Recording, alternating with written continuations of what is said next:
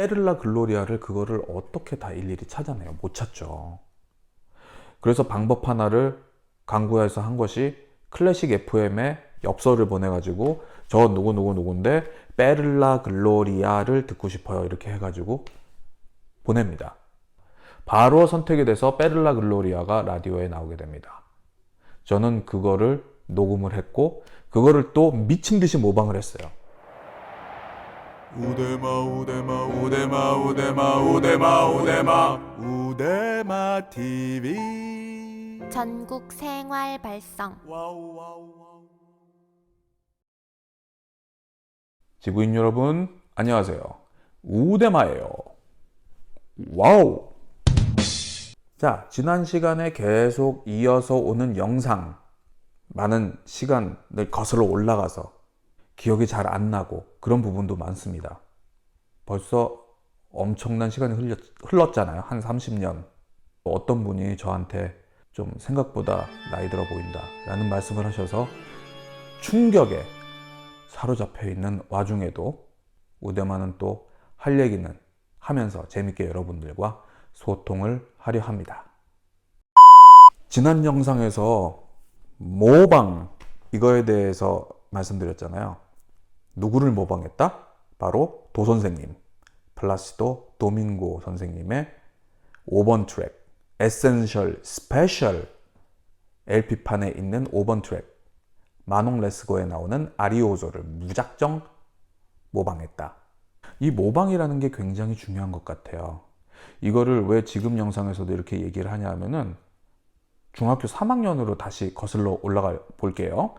1988년이죠. 서울 올림픽이 열렸던 그 시대, 그 시절. 그때 또 5월이었을 거예요. 중3인데 사생대회를 한다고 합니다. 그래서 그날을 손꼽아 기다리다가 사생대회 날 아침에 여지없이 소풍도 아닌데 어머니한테 그냥 김밥 사달라고 또 졸르고, 아니 그렇게 머리가 큰 놈이 또 김밥 사달라고, 초등학생도 아니고 말이야. 그래서 그때 당시에 그 놀이동산 3대 메카가 있었어요. 서울에 어린이 대공원이 있었고, 그 다음에 과천에 있는 서울대공원, 그리고 용인 자연농원.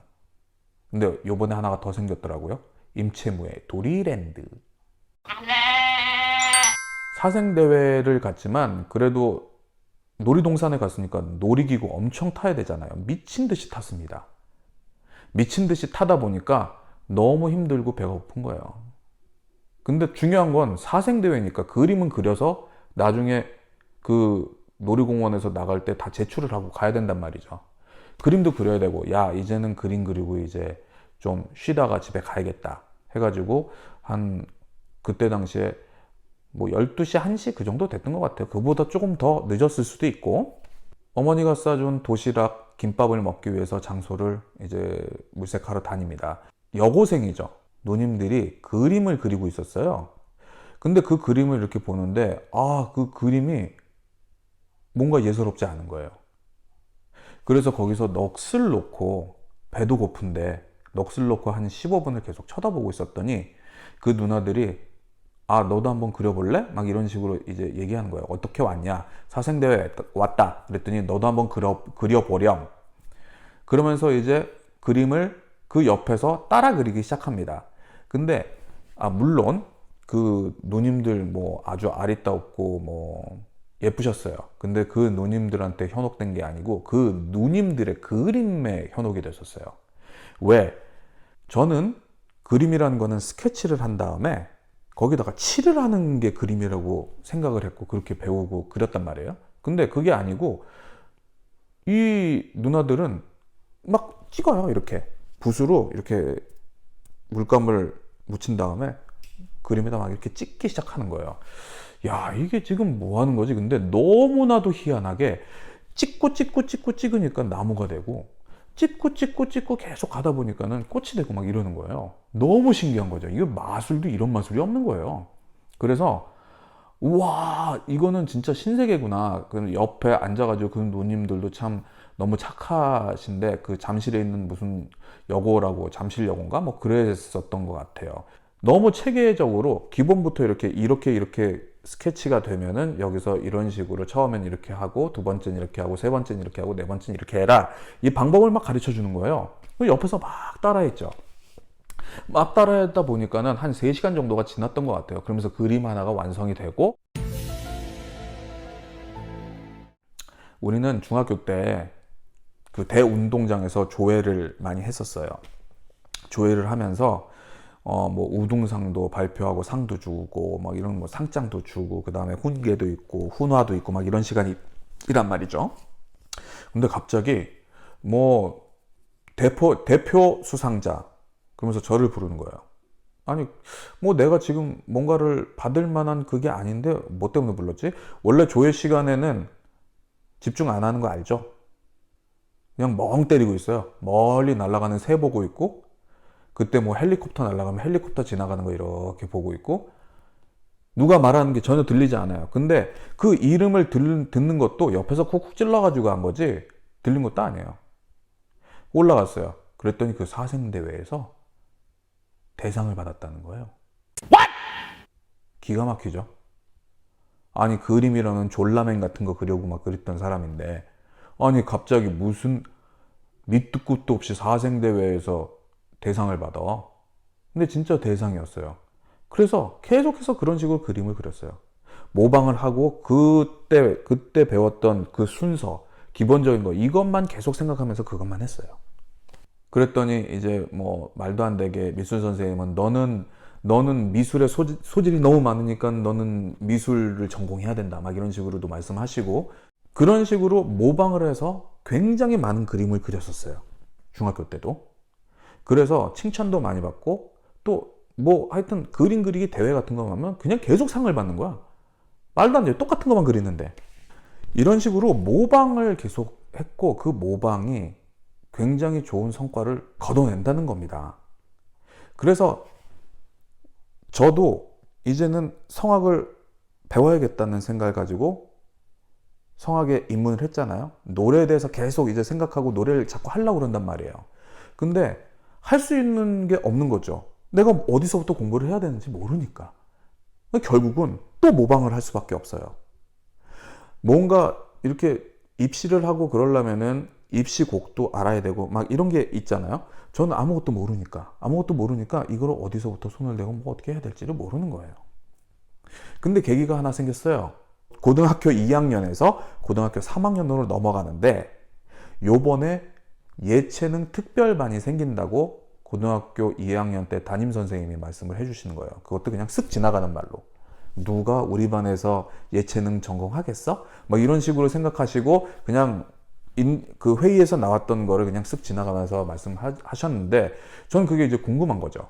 아, 예체능반이 새로 생기면 예체능에 대해서 뭔가 특별하게 배울 수도 있겠다 싶어가지고 바로 가서 지원을 합니다. 그러면서 무지하게 맞았던 기억이 있어요. 장난하냐? 뭐 이런 식으로. 장난 아닌데. 그냥 공부하지 뭔 갑자기 예체능이냐? 뭐 네가 뭔 예체능에 뭐가 있냐? 뭐 이런 식으로 이제 생각을 하셨던 것 같아요. 저라도 아마 그랬을 거예요. 이해합니다, 선생님. 선생님 사랑합니다. 이제 예체능반을 가긴 갔는데 이 문제가 발생하는 거예요. 뭘 해야 되지? 이렇게 되는 거예요.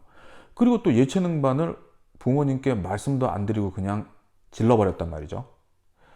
아, 이것도 나중에 처음에는 뭐 하면 되지라고 했는데 이게 시간이 지나면 지날수록 막 짐이 되는 거예요. 그 무게를 짊어지고 계속해서 예체능반에 있을 수는 없었어요. 그래서 부모님께 말씀을 드렸죠.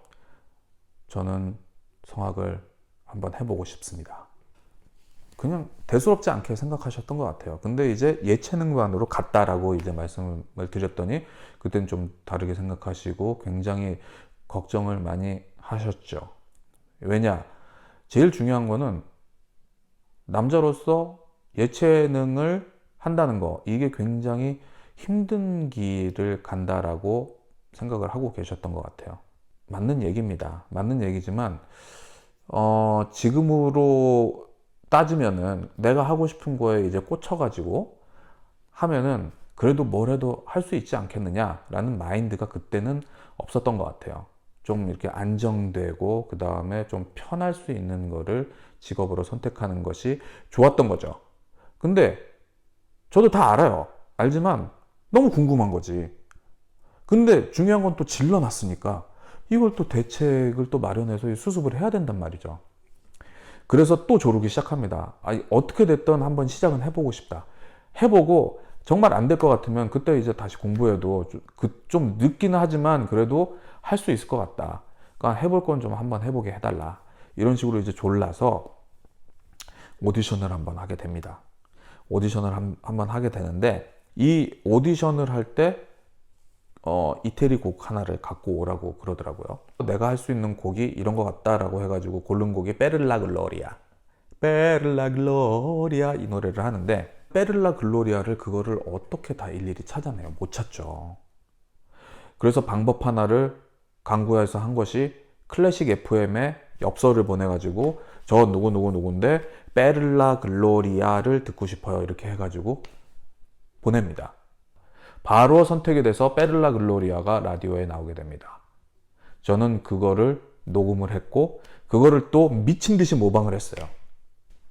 그래서 그냥 막 미친 듯이 한 다음에 오디션을 봤어요. 오디션을 봤는데 그 오디션을 본 것도 우리 막내 이모의 후배한테 오디션을 받았는데 이미 각본이 다 짜여서 말이 다 끝난 상태였던 거죠. 부모님하고 그 선생님하고 그냥 막 얘는 그냥 노래 시키면 안 되니까 노래하지 말라고 그러고 나중에 그냥 취미로 해라 뭐 이런 식으로 얘기를 해달라 뭐 이런 식으로 이제 각본이 다 있던 것 같아요. 노래를 다 끝나고 난 다음에 노래로 먹고 살 수 있을 것 같다 라고 그냥 말을 또 던져버린 거죠. 그러면서 또 난리가 난 거예요. 조금 더 유명세가 있는 그런 선생님한테, 유명세라기보다는 좀 더 전문적인 분한테 오디션을 받고 만약에 그분이 진짜 아니라고 그러면 그건 진짜 아닌 거니까 그때는 내가 포기를 하겠다라고 말을 합니다. 그래서 오디션을 또 받게 되는 거예요. 베를라 글로리아를 또 받습니다. 오디션으로. 근데 그 분이 오디션 후에 한마디 하십니다. 이 학생은 제가 책임집니다. 제 입시 선생님이고요. 최대석 선생님이라는 분이에요. 연세대학교를 졸업하시고 지금은 작고하셨습니다. 하여튼 굉장히 젊은 나이에 뇌출혈로 돌아가셨어요. 정말 뵙고 싶은 분이고요. 이분에 대한 에피소드는 또 계속해서 나올 거니까 그때마다 또 감사하게 또 말씀을 드리겠습니다. 아무튼 그렇게 해서 오디션을 끝내고 진짜 이제 성악을 공부하기 시작하는 시기가 다가오죠.